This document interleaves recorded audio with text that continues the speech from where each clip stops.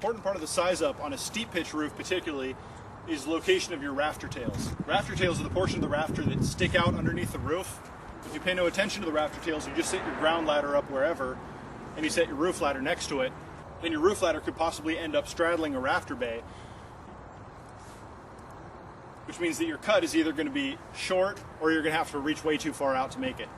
If, on the other hand, you line your ground ladder up with the rafter tails, since the width of a ladder spans approximately one rafter bay, you can set your roof ladder on the next rafter bay, leaving the next two bay of rafters for your 4x4 cut. So before we actually get into cutting on the roof, we're just going to go over some saw handling basics.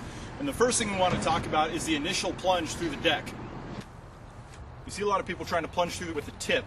And what happens there is that pulley on the end with a chain going around it, it tends to just act like a wheel, and the saw just tends to run all over the deck without actually biting into it.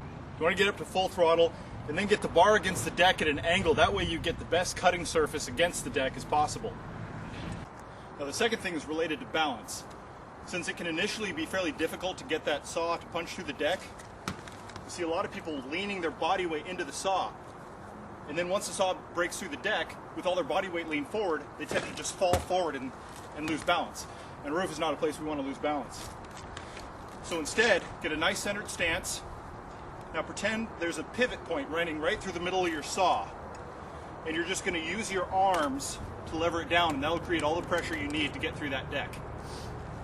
Now, of course, you don't want to force that saw into the deck, but you do need at least some initial pressure to get it to break through.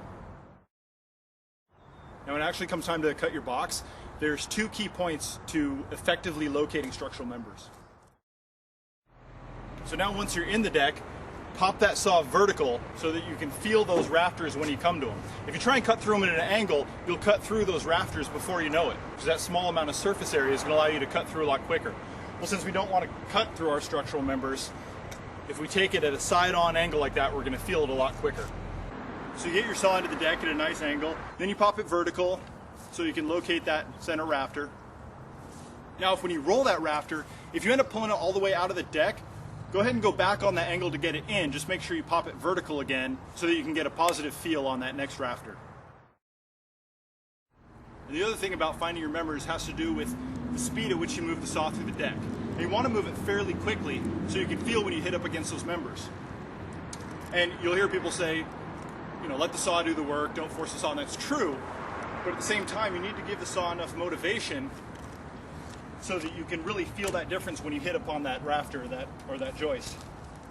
If you're cutting slowly, you won't be able to feel the difference between moving slow because you're moving slow and moving slow because you've hit up against a structural member. Whereas if you're cutting more quickly, if the saw suddenly slows down, you know that's because you've hit a member. Now, after you locate your member with your horizontal cut, instead of just cutting directly down that member, move the saw inboard a couple inches first before you make your vertical cut. That will accomplish two things.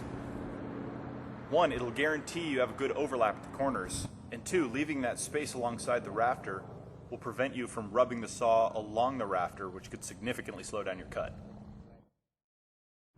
And the last point is, never be in the path of the saw. Here you can see the wrong leg position. Either direction, if the saw slips, then it's going to go right into the firefighter's leg. At any time, you should be able to continue that saw in its path of travel without it hitting anything.